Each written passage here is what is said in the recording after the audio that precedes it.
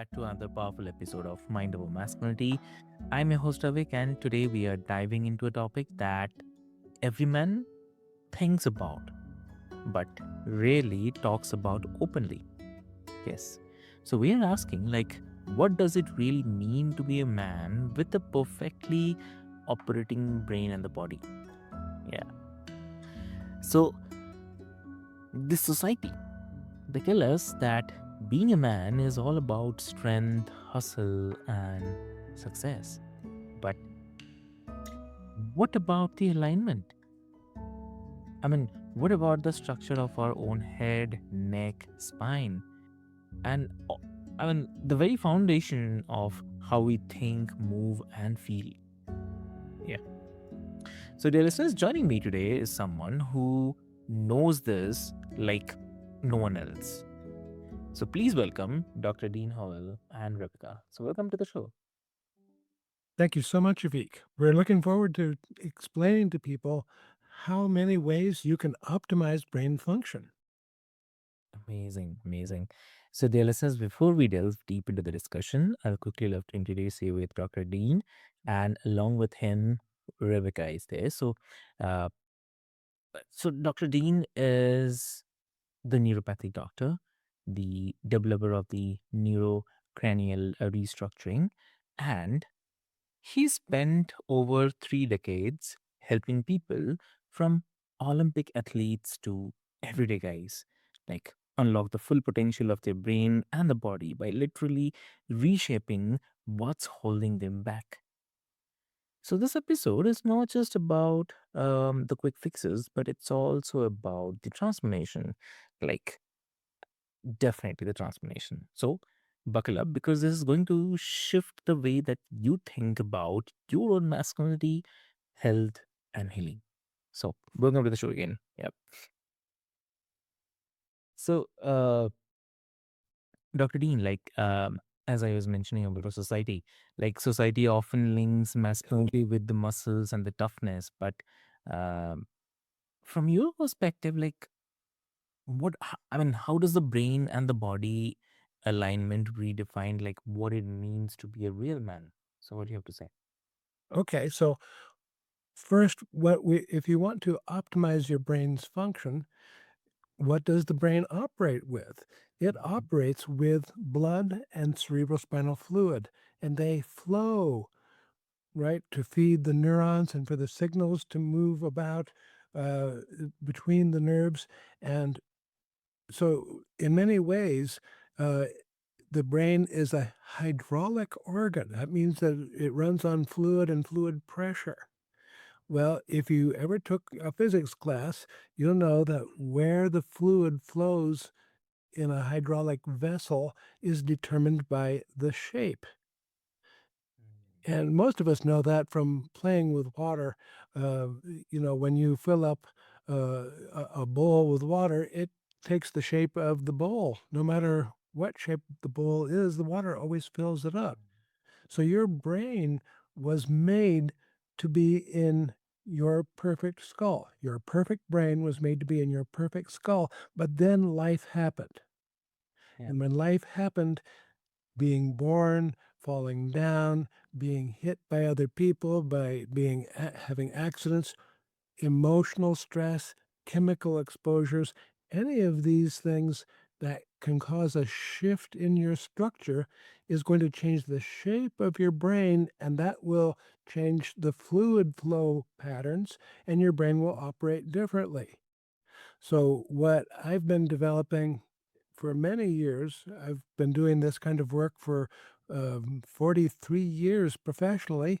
What we try to do is to mechanically work with the bones of the skull so that we can undo the effects of traumas, reverse the effects of those traumas. And when we do that, we can start optimizing the circulation of fluids in the brain, and the brain works better. Mm, understood, understood. And if a man feels mentally foggy or kind of, I would say, physically weak, do you believe that it's more a structural issue than just the willpower or the lifestyle? Well, with common complaints, it becomes more complex to decide how much is one thing and how much is another. But in terms of when I work with people's structure, what I've figured out is a way to make a treatment that gradually accumulates. So when we do a series of treatments, let's say we do 4 or 8 or 12 treatments, because I tend to book my treatments in blocks of 4, what we find is that with this kind of work, if we take sequential photographs or x-rays, that you can see the permanent changes in the structure occurring. And as that happens, we get permanent improvements in the circulation of fluids in the brain. So we can work with, let's say, uh, we can work with learning disabilities and other problems in a lasting manner. Sometimes that's the fatigue and spaciness as well. Now, Rebecca has something to add. Yes, when he corrects the structural it's a configuration of the skull and lets more fluids and liquids pass, as he was saying, it also brings more nutrition to the brain, which sends signals out to feed the pituitary and the pineal, which sends signals to the testicles, if you will, and the hormones and the fat layers, which are also in charge of the hormones of the body. So it can actually increase the potency of a man, but not just the potency for reproduction, but also thinking capabilities and reasoning capabilities so the man can act more like a man as well. And it does happen from emotional, from physical traumas, and from toxic environmental trauma. So today is, as Dr. Dean said, much more complicated than, let's say, it was 100 years ago. Oh, wow. Hmm. And I mean, definitely. I mean, that's really the powerful because most of us think that we are falling um, due to a lack of discipline. Like when really our body structure might just be blocking us. So yeah, true. So and you have worked with the athletes, actors, regular men who came to you broken down. So, what's the one story that still blows your mind about how aligning the skull or spine completely changed a man's uh, mental health and the confidence? Well, let's see, which is the best story? Well, combining nutritional alignment with physiological alignment and also learning how to cope with the environmental and mental stresses during daily life, they all help to create a situation where you can reduce the blocks that are stopping you from being a real man and then for acting in a way that is not just reasonable, but let's say shines in society. So there's um, um, a man who's in his mid 40s who has, uh, for his adult life, been alone. And about 10 years ago, he was stopped driving his car at a stoplight, and Mm, a big truck had its brakes fail and was going 50 miles per hour. So, that's what, 80 kilometers and per hour. And he heard a funny noise and he turned to look in the side mirror as the big truck demolished his car. okay. And after that, he was taken to the doctor and the chiropractor and the physical therapist, and they pronounced him completely recovered. And he said to them, "Then why do I still hurt?" And this was after 2 or 3 years of therapy. So 5 years after that, he found us, Behavior was stuck.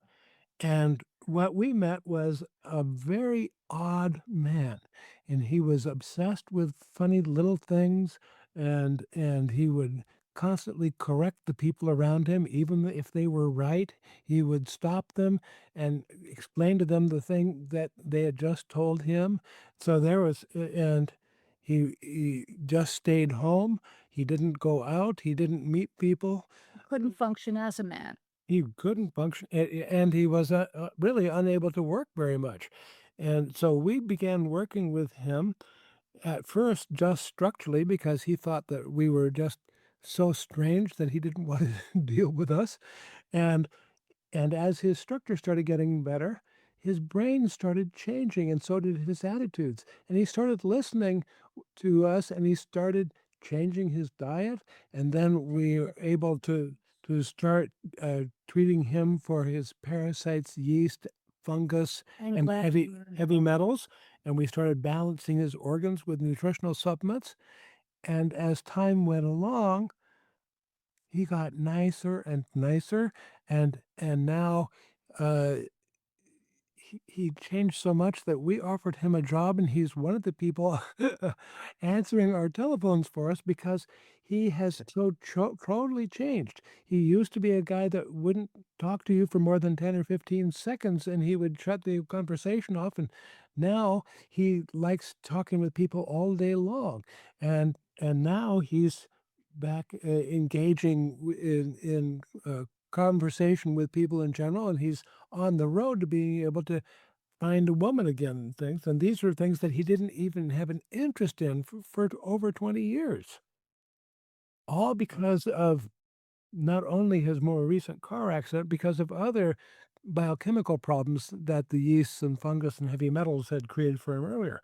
So anyway, at the basis of this was optimizing brain function to optimize the circulation, optimizing the skeletal function so that he could move and not have neck pain and back pain, and could walk, like a man instead of walking kind of like a constipated duck. He used to walk with his feet spread out and everything, and and then and then his biochemistry has improved so much, and this is something that all men need to do in some degree.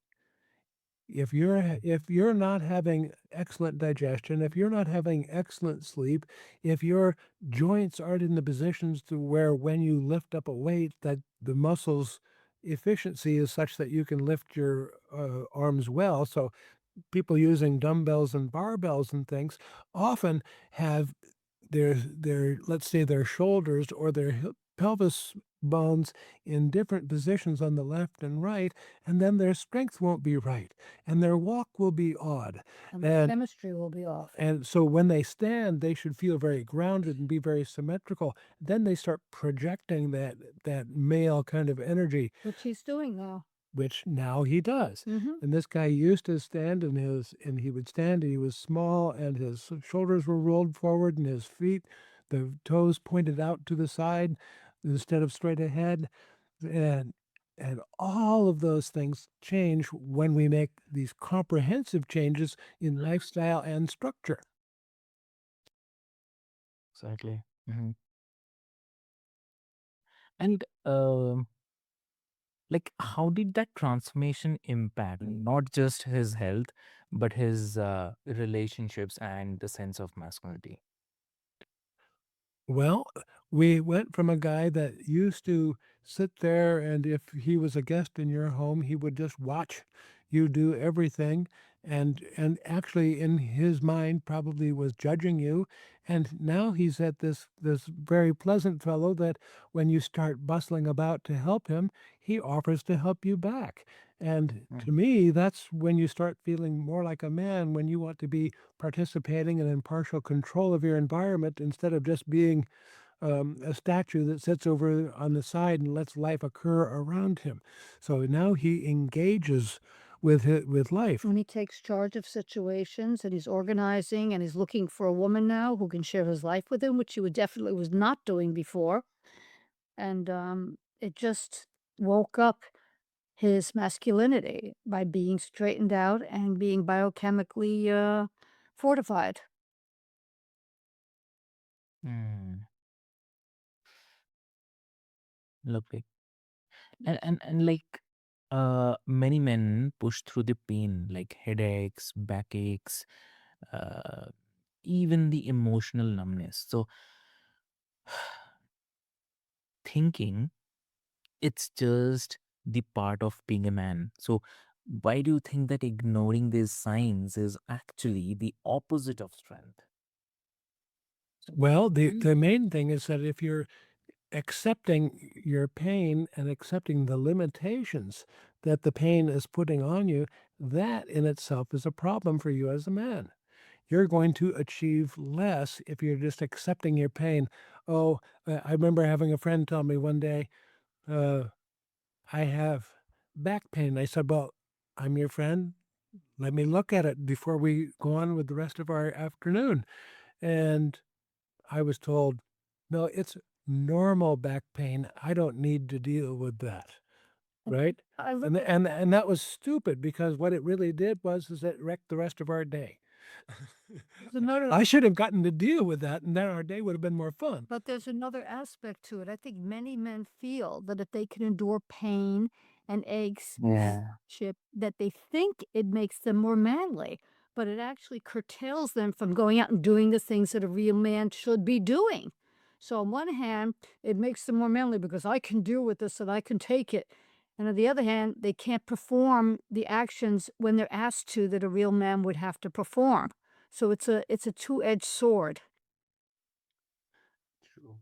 The movie heroes that you'll see Oh. who are, can endure all pain and are silent and don't explain themselves, they don't usually have good lives. So we don't need to imitate them. Mhm. Yeah. Exactly. So like okay. I mean what do you say to a man who feels guilty or maybe weak for seeking the help? Oh, I usually tell them quite the reverse. They come in and I examine them and show them where their pain is coming from, which is very easy for us to do as empaths. We can show you all the places that you hurt. I always say, "Why did you wait so long? There's so many years that you haven't been, operating at maximum efficiency." It would be like having your car and you can only go 80% of the speed limit wherever you drive.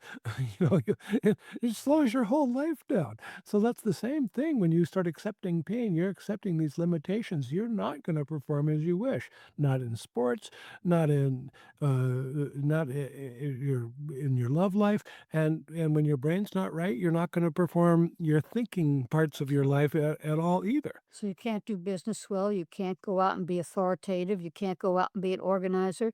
It really stops you. So what we do is help them remove those blocks so that they can go out and do the things that society expects of a man to do.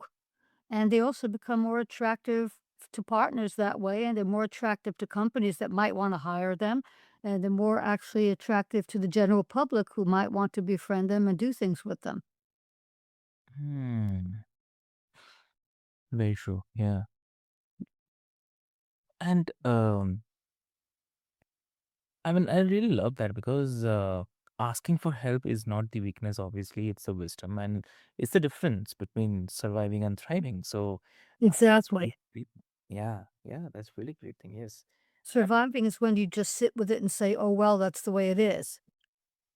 Yeah, very true. Yep. Yep. And like you have said that skull's shape affects the emotions, the decision making, and even the longevity. So, obviously, that's a bold statement, but if you can explain like how something so structural impacts such a deeply human aspects of a man's life. Well, different parts of your brain control different parts of your body. If you've ever heard of the amygdala, that's in your midbrain area, not too far from your pituitary and hypothalamus, this is where fear and anxiety is triggered. So if your brain is being squeezed so that the hydraulics of your head are impaired, especially if that area between the back of your head and your forehead, if that area is being pressured because of your history of, let's say, you used to get hit in the face when you would be in fights or you fell on your face in sports, if that area got compressed, then your activity level in your amygdala could be long-term altered in a negative way. So, for instance, your chronic anxiety Mhm. or your inability to feel fear, and remember that that's dangerous too, either one of those could happen from malfunctioning of the amygdala. It can also enhance your ability to feel fear because the amygdala is That's also what I said, it makes you feel more fear or no fear at all. Either extreme is inappropriate, and your hippocampus right next to that, is the kind of it's where you keep a lot of information that allows you to not get lost. So, and actually, men are much better at this than women, finding and places. and Yes. that's why we were the hunters and they stayed home, and took care of the kids, right? So anyhow, that area can be those areas can be squeezed from your trauma history. And I mean traumas not just of sports injuries and beatings and car wrecks. It also means when they pull teeth from your mouth. Let's say you take your third molars, we call them the wisdom teeth. But yet they're not smart. But anyhow, you take out those four third molars, and there's a general collapsing of your skeleton in your face. And then because your spine is holding up that head and it's now balanced differently on top of the neck, your spinal curves change as well. And when that occurs, the muscles don't fit that skeleton as well, so they will chronically tighten up, and you'll end up with these chronically tight muscles, and then a brain that's impacted and squeezed so that your emotions and your ability to find things is impaired. If the back of your head is more pinched, then your vision can be impaired. If your face lacks symmetry and your eye sockets, the bones in your eye sockets are positioned differently on the left than the right, then your eyeballs, when your muscles contract for you to focus on something, move your eyeballs different distances so you get blurry vision and poorer depth perception. All of these are mechanical problems. Oh, yeah. And then also it's going to affect your jaw. And all of these things mean that your brain isn't working right. And so you're less of a man and you're not going to be as accomplished in your life. And one of the positions that's really interesting is that if the muscles pull your chin back, if the muscles pull your chin back, for instance, you can become, much more meek and fearful because that affects the hypothalamus, as he says, which, gives you, it takes away your macho feeling of being a man. And if your chin is two actions pulled too forward, you can become so aggressive that nobody wants to deal with you. Yeah, exactly. And okay, and like so if the brain is restricted, does that mean things like depression or poor focus could actually be physical? I mean, not just Yes. psychological. Yes, it definitely does. And so what we do is we try to do it more comprehensively. We want to work with your structure, but we'll also coach you on the changes in nutrition and kill off the parasites, yeast, fungus, and remove the heavy metals. And even we might even need to neutralize the bacteria, and the more we improve everything comprehensively, the fewer problems you can have.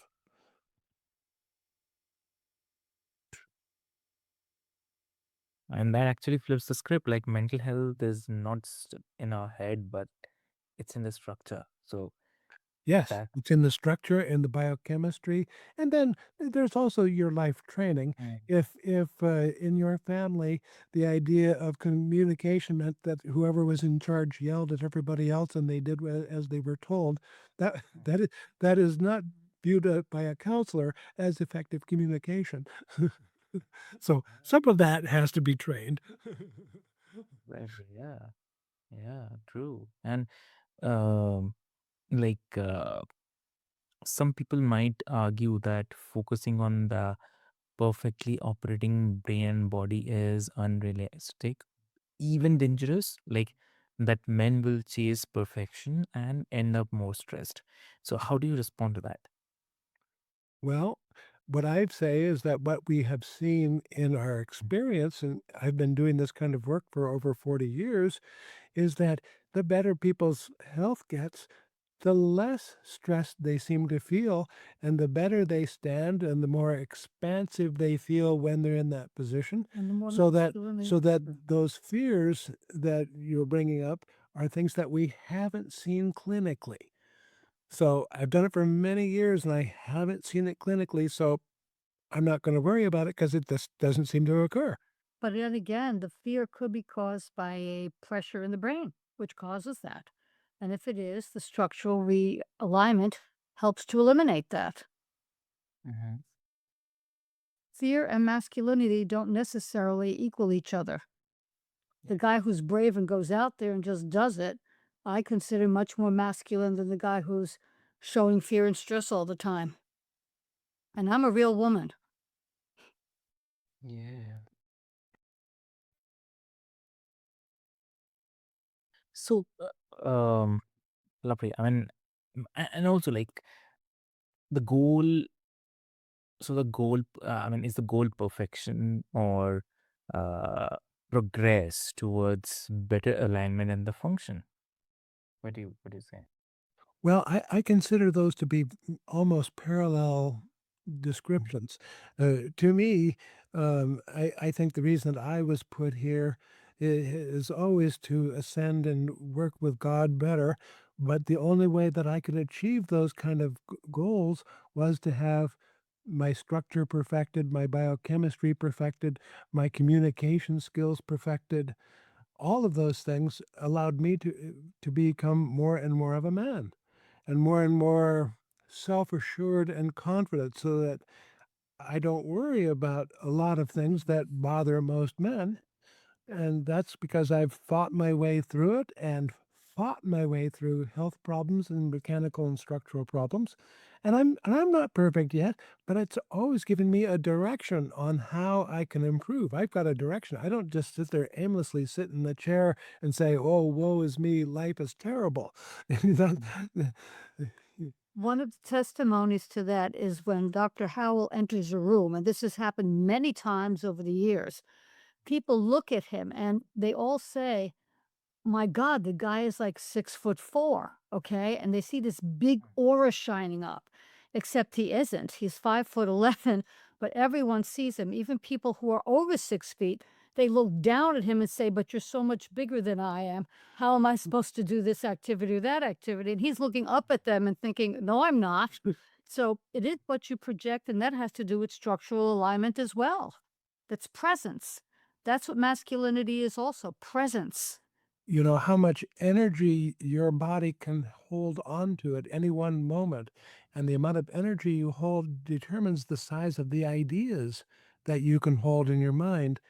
Uh, so the better your structure is, the better your biochemistry is, the more energy you already possess, and the bigger the ideas that you can hold in your mind are. Mhm.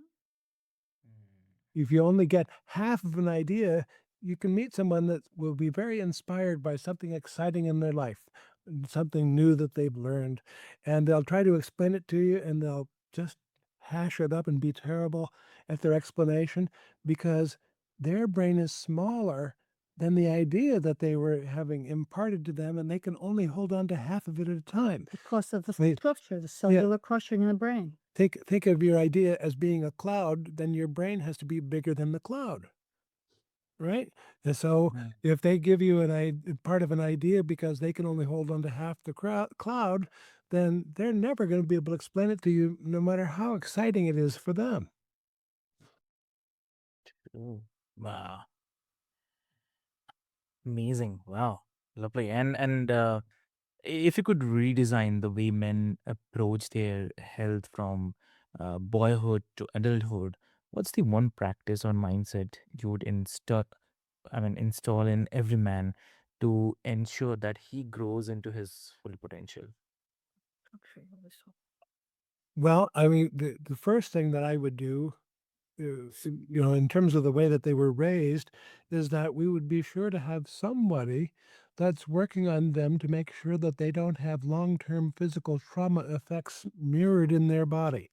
So, if you break your arm and after the bone is healed, you should be going through something that makes up the loss of strength that you've had over those last couple months with the broken arm. So your arms are the same. Um, But if you're yelled at constantly as a child, what does that do to you? So, right. So and then I would like them to be raised in an environment that is not free of all strife, but calm enough and always orienting the young man towards what he was going to achieve. And it's not going to be, what are you going to be when you grow up? But instead, how are you going to achieve what you're wanting to be? and what kind of man will you become? So many, Exactly. so many boys now say, "Yeah, I'm going to be really rich." What does that mean? Yeah. And well, pardon me, but what a shallow goal. Come on. Yeah, I want to be really rich and do this. Okay. But also, they have to have the structure so that the nerve pathways and everything else runs correctly so they can achieve their goal. You can't run a car that doesn't have gasoline or oil in it. And then I want them to be on their proper diet and Yes. have a doctor that doesn't just treat their symptoms. So a doctor that hands you antibiotics because you've come in with a cold or a flu in the short term is helping you, but long term is impacting you in an adverse way because of the side effects that the biochemistry is going to suffer from the antibiotics. So I'd like you to find a doctor that will work with you in a more comprehensive, natural way so that the diet isn't going to be filled with bread and rice and potatoes. Uh, even though that fills up a boy and he's no longer complaining to mom and dad about being hungry, actually, he's already getting worse because that kind of diet is what the parasites need. And it's not what we have eaten historically when we talk about over the last million years. We've only been farming for 10 or maybe 12,000 years as humanity in general. So that meant that before that, because they weren't farming, they weren't eating very much rice. They weren't eating bread. They weren't eating potatoes. I mean, remember, they found potatoes in Peru, in the 1600s, and that's when they were brought to the rest of the world. So it was only when they were farming that they could raise those kind of foods. So it used to be, it was hunters and gatherers, and it was, could they find rodents or birds or hunt for bears and tigers and wild animals. That was what we were eating, so it was almost entirely a diet of protein and fat, and it was only to feed our parasites that caused us to start to crave those carbohydrates.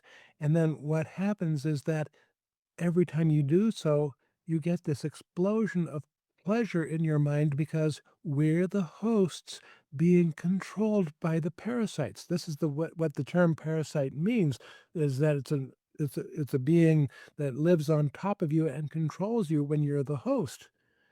And so we want to keep our children keep control of the parasites, yeast and fungus, because then the child won't want to eat the candy and the rice and potatoes because they'll be trained that's not good for them. But additionally, they won't have any of the physical cravings because we will keep the parasite population so low that they won't get this explosion of pleasure when they break the sensible rules and eat that big chocolate bar or drink 2 bottles of beer or whatever. All of those are things that make our parasites happy and temporarily gives us pleasure because they give us an explosion of chemicals that make us feel good. But it's when we lose control and our health gets worse, we live a shorter period of time and we can't think as well. So it impairs us for achieving those bigger goals that they want to do as a man. Very well said. Definitely. Amazing, lovely, I'd say. And it's a great conversation, Dane and Dubika. I mean, this conversation has been nothing short of mind expanding, I would say. And also at the same time, we have shown us that being a real man is not just about the grit or muscle, it's all about alignment. It's about having a brain and the body that are free to operate the way they were designed to. And Yes. yeah, and for all the listeners, like maybe this is the wake up call that you needed. Stop normalizing the headaches, the fatigue, the emotional numbness, and stop believing that you have uh, uh, to power through pain. So, real masculinity is not about ignoring the body, but it's all about mastering it. A real man is That not afraid to cry. I like that way of phrasing it, mastering the body. That's good. I A like real man is not afraid to cry, and he's not afraid to laugh, and he's not afraid to just be who he is. Yeah, very truly said. Yes, yes. So, dear listeners, if you want to learn more about Dr. Howell's work, then check out the details I'll put into the show notes for your easy reference. And also, would love to listen from Dr. Howell and Rebecca that if someone wants to connect with you, what will be the best medium?